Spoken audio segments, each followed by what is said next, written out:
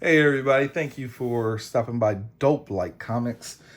Please comment, like, and subscribe. We'll continue our journey of all Fantastic Four. I'm trying to go from, I'll probably go up to probably Secret Wars or right when the line originally ends before Fantastic Four comes back. But we are finally at John Byrne. John Byrne is one of my favorite creators. I love his art. I love his writing. Starts off rough. It gets better, but I am a big John Byrne fan and apologist. But here we are with the spine. Now this is a little bit different from the old. I still have volume 6 here. This is obviously a different spine from a volume 6.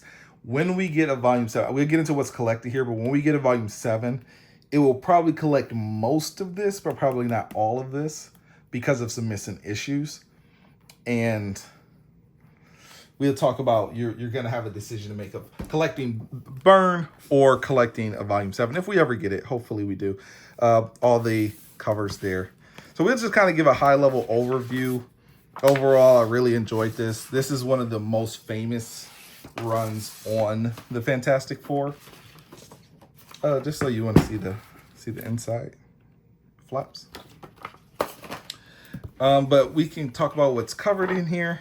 So it's collecting Marvel 2-in-1, 61 and 62. Marvel Team Ups, 61 and 62. Marvel 2-in-1, 50. Fantastic Four, 209 through 218. And then 220 through 221.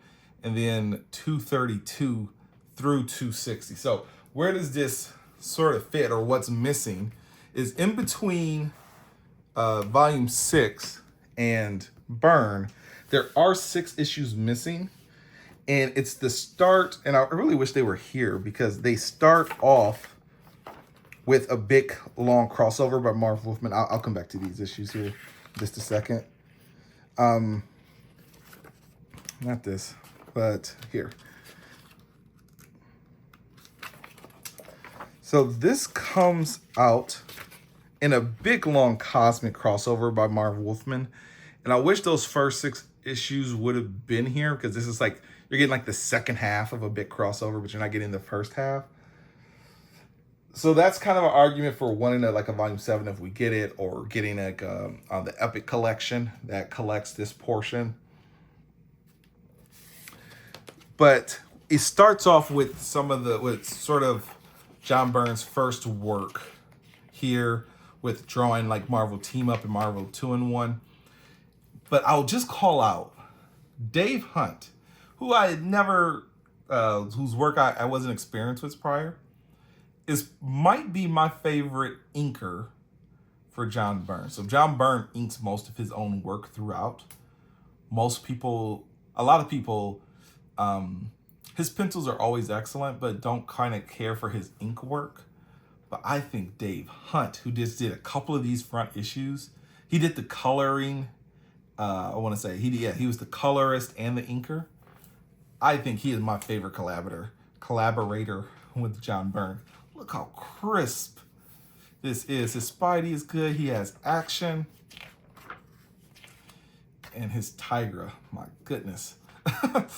Dave Hunt does a lot of heavy lifting here on these early issues, but these don't quite go into the ongoing story, so I'll maybe skip over them for now. But we're now knee deep in a big crossover, so you just kind of dropped in to a big crossover event, but you do get a summary of 204 through 208. So maybe it's not 6 issues, maybe it's 4 or 5 issues, but you do get a recap here. But basically what's happening is that the Sphinx has interface, I believe, with the Kree Supreme Intelligence, or like all their brain power. So now the Sphinx, who is a Nova villain, is super strong, super powerful, and he's going to Earth to rule it. So the Fantastic Four is like, we need to go get Galactus and convince Galactus to fight on our behalf. So that's what the whole saga is that's been going on. It's really good. And we also start off with the introduction of Herbie, the robot from the cartoon. He's been pretty popular. So he starts off, and he's not all that it seems. He's you know, what's going on with Herbie. Like, light spoilers throughout from here on out, minor spoilers. I'll try to keep it shorter, but I get to talking. I love to talk about this stuff. But I will try to go a little quicker. But basically, this storyline is all leading up to, let's get Galactus to fight the Sphinx. So this is the Sphinx. This is Galactus. So they're recapping. They're saying, hey, we need to do these things. We need you. And he's basically coming down to, if you need me to help you, I need a new herald. Because Galactus' whole thing is, I need to eat planets to sustain my life. To find the planets, it's more efficient to have a herald or someone who can help find the planets for me. So you guys need to go get me a new person. So this is where we first get Terrax. Long time, he's originally Tyros. I don't know if I'm saying that right. Tyros the Terrible. So he's like a terrible dictator. And he needs to be humbled in order to be turned into a servant. So now we have in sort of a recap of all of the heralds we've had so far. So of course we had Silver Surfer, the Airwalker, Gabriel, then we have Fire Lord, and now we have Terrax, the Tamer. And most of his powers, he has all the powers of the Power Cosmic, but he has an affinity for rock base. And this is where we find out that you realize most of the heralds have some type of element affinity, like air, fire. The Surfer is water. Then Terrax is ground. So this is great. So we get the new herald. We get the Watcher. Terrax is coming, and he's kind of a jerk. He's causing destruction, but Galactus is like, that's not why we're here. There's some stuff going on with the scrolls in the background. But here we get the fight between these two. And it is so good. During this time, there's a lot of weirdness, but the Fantastic Four are aging, basically. They're rapidly aging. They're getting weaker. And so the time limit is really desperate. And so look at this fight. This is all John Byrne art. And it's great. Who's inking him at this point?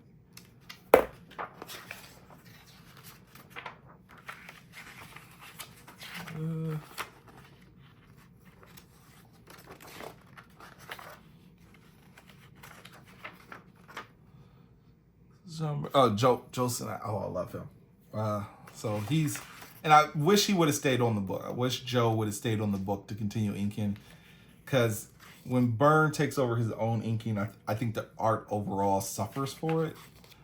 So I wish he would have stayed, but this is like getting into how is Reed gonna sort of save the planet. In order to get Galactus to help them, they had to remove Galactus's pledge to not destroy the Earth or eat the Earth.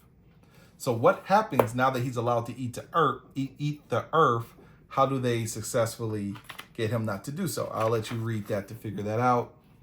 Then there was one. Everyone's getting old except for Johnny. Johnny wasn't affected by he wasn't there when they got affected by the aged to death thing. So he puts them all in cryo sleep. He has to figure out, what am I going to do? I'm going to go to Tony Stark. Tony Stark is, Reed said there's only one person as smart as himself, and that's Tony. So Reed has a very high opinion of Tony Stark's intelligence. So he's trying to find Tony. He can't find him. He's not sure what to do. The Super Scroll is there, or the Scroll. Yeah, I think it's the Super Scroll at the time. So he has to fight him to try to figure it out. And then he realizes only Reed is smart enough to figure this out. So he unfreezes Reed long enough for him to analyze the weapon and find a cure for them all. Then we get released from Blastar, Blastar, this is from the negative zone. So he gets out the negative zone, and he's causing a lot of chaos.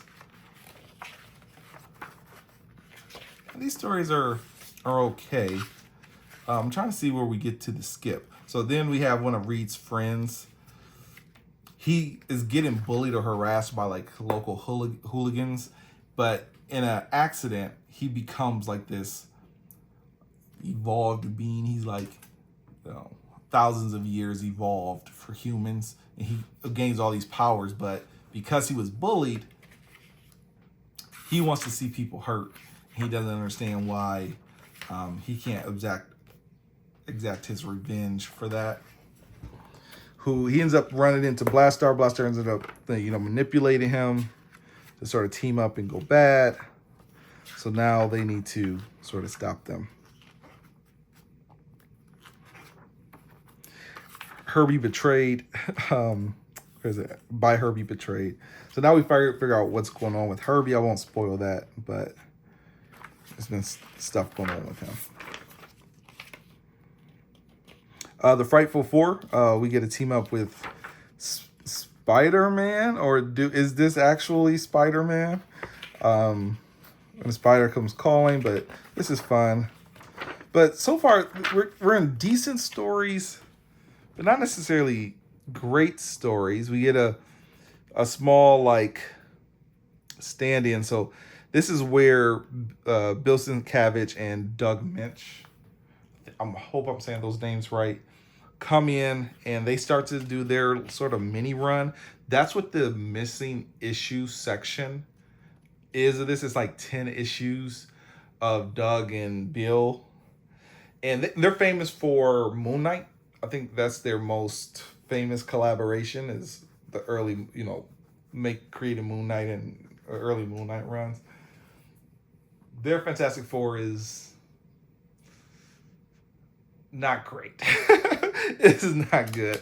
So originally I was like, oh, I'm so angry about these missing issues. But then I actually went and read them on Marvel Unlimited, and I'm sorry, they're not great. So if a volume 7 comes out, those issues I don't really miss. I would like the start to the Sphinx versus Galactus issues. So maybe I'll get an Epic collection for that, but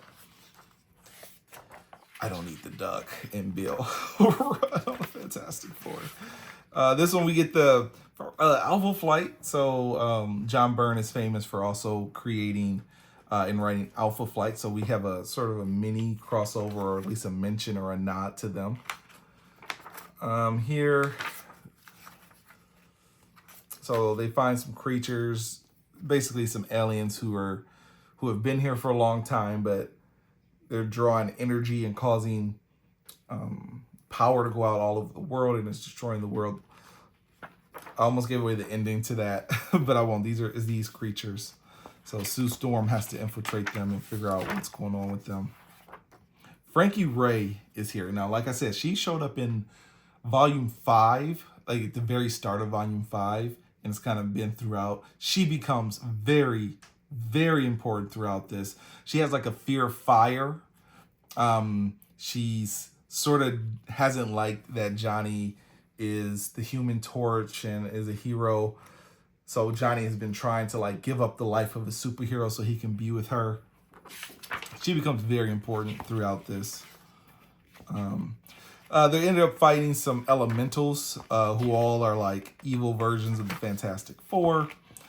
And so they realize that the evil version counterparts are intentionally not trying to fight themselves. They're trying to fight other members of the Fantastic Four to give them some pause.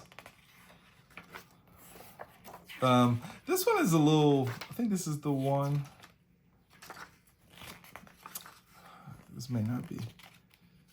Johnny basically goes on and becomes a detective. like he's asked to sort of solve a crime.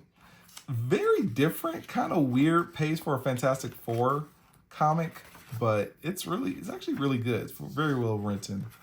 This is a man with power to do anything. Whatever he thinks happens.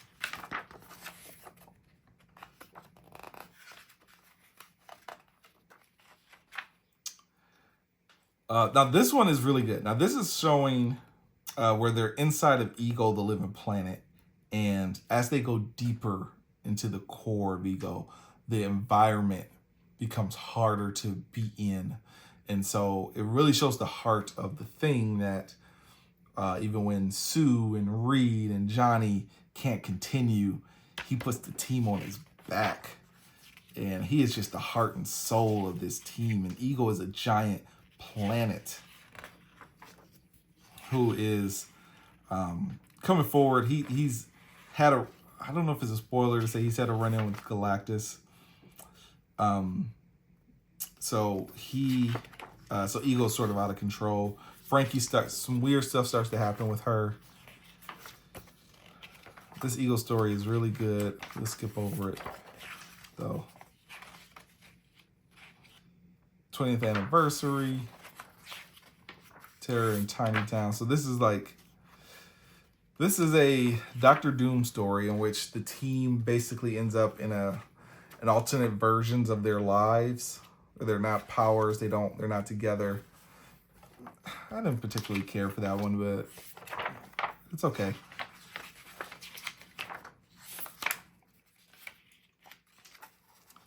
This is I think this is like a lost little side story that's drawn by Jack Kirby, or the Challenge of Doctor Doom. So this is Stan and Jack Kirby coming back to do like just a little small story. I think this was like one of the stories they were writing for like the TV show, the cartoon they had. And I think that's why Johnny is in here. And it's just like a little side story. So, but back to the main story. We do have Johnny. They find an alien. There's some, misunderstandings about if she's hostile or while she's doing evil things. It's just a language barrier, basically. And now something's been going on with Frankie. Like, what's going on? She's wearing this costume. It's actually like part of her skin. Like it's not something, like it kind of comes and goes, that she can't control it. But we finally get sort of her backstory. It's tragic with her father, how she caught on fire. She had repressed memories, but she's actually a Human Torch herself. So she is like the female version of the Human Torch. And Johnny is like, oh my goodness, this is crazy. Let me, teach you the ways. But it goes into why she was scared of fire and why she was like brainwashed to have this fear of fire so that it wouldn't activate her powers.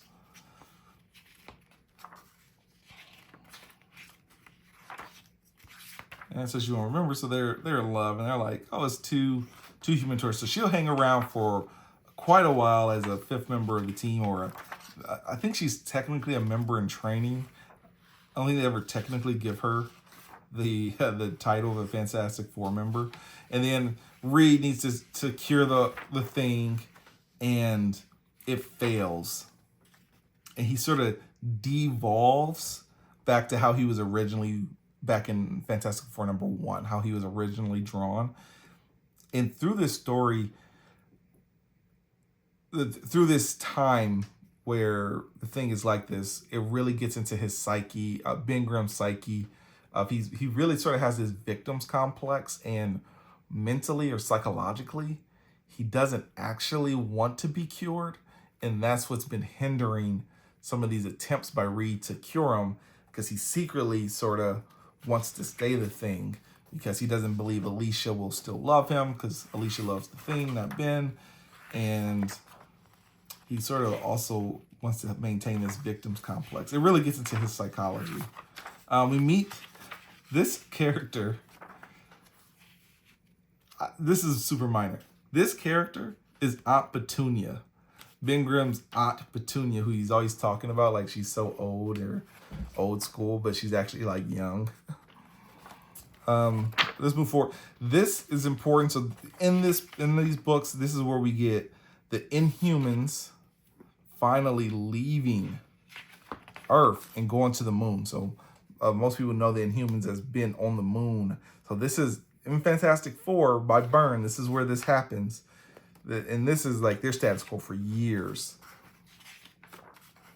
We get an extremely lackluster crossover with Black Panther. I love Black Panther, but Byrne did not cook with this. Terrax comes back. He wants to force the Fantastic Four to fight Galactus again. Like, you have to go fight him. So Frankie is there.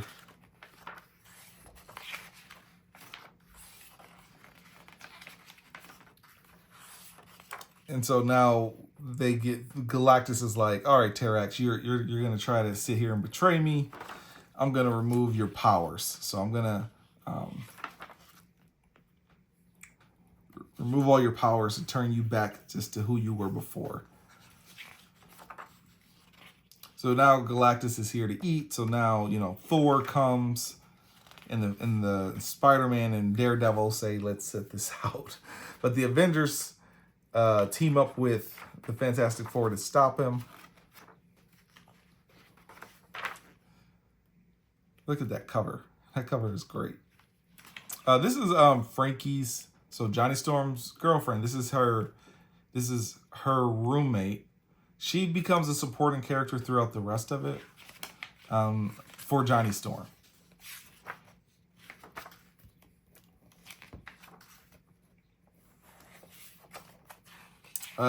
Basically, they realize that Galactus is dying, but because he's a sentient being, though he's not evil, but though he eats planets, they have to heal him. They're like, we have to save his life. I'm gonna skip that. That's a big spoiler, but it's a big moment in here of Galactus gets a new herald.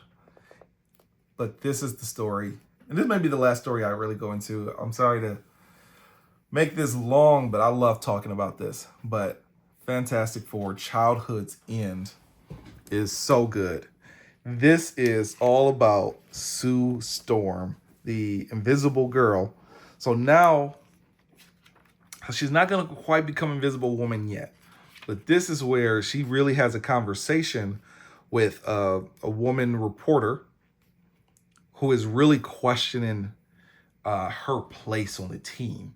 And it's like, when you look at so this is the previous 44 issues, you've been sidelined. Are you really as powerful as the other guys? Why do you call yourself a girl? Why are you the invisible girl? Are you really appreciated? Are you really an equal member of this team? And Sue handles this so well. So she demonstrates her power. She talks about she loves the team dynamic and what each of the members sort of mean to her. But this is where we really start to get this examination of Sue and challenging a lot of, misogynistic portrayal of her, or sidelining of her, or overlooking of her character previous to this. And this is where we really start to directly challenge those ideas. And she gets far stronger throughout this volume as far as just her display of powers and what she's able to do. She walks around, I think this is here, she walks around always with her suit invisible, and that small thing is constantly strengthening her abilities, and she becomes very strong throughout this run. Who is this guy? He's showing up. He's dispatching everybody easy. He has all these powers. This is, I'm not going to spoil that, but a strong connection to Reed and Sue. It's not even a big spoiler. This is Reed and Sue's son, Ben Franklin. Oh my goodness, that's his middle name. Franklin Richards. Franklin Ben Richards. This is the son grown up. And he has basically unlimited power. Why is he grown up? How does this resolve? Why is he attacking his family? You will have to see throughout the pages. But Franklin grows up to be insanely powerful. And this is where he offers to cure Ben, and he gazes into his mind, like his psyche, and he realizes the truths about Ben Grimm and how he sees himself and what he actually truly desires. So he does not cure him. This is this issue 245 might be the best issue in here. It's fantastic. We got Doom. Doom comes back. He's his big thing is he's trying to trap the Fantastic Four and defeat them, but ultimately he's all about bringing them back to Latveria. So since he was ousted in Volume 5 from being the ruler of Latveria, it has gone to heck. It's fallen apart. So he says, Fantastic Four, you're going to make this right. You're going to reinstall me as the ruler of my country. And that resolves in some way. They go on to Earth. We have the birth of Luna, who is Crystal and Quicksilver's daughter for the Inhumans. They start to see some visions here, but it's a one-off, but it's the birth of the daughter. And then we have Gladiator from X-Men. He comes in. This is a really great story, and he is just insanely powerful. I want to look at this layout. Byrne is just, his storytelling is just fantastic. So then we get some story where, so in this, the X-Men and Avengers sort of get involved. There's some twist here that sort of, I won't spoil, but we do have the X-Men versus Gladiator versus the Avengers, which is really interesting. And then I think one of the big arcs is a Nihilist coming back from the Negative Zone, and he has trapped the Fantastic Four in the Negative Zone, and he is trying to destroy the planet. This one is okay. So these are some. So while they're trapped in the Negative Zone, they go on various different planets. So there's issues of them having various different adventures on some of these other planets, while the Avengers and Spider-Man and everyone is trying to save the real world that's not the Negative Zone. So this resolves in a way that I'm sorry, I keep calling him Ben. Franklin Richards and Vision are sort of out of the count for a while, so we have to, try to heal them and understand what's sort of happening with them. Some stuff happens to Alicia Masters, so Ben is like checking in on her.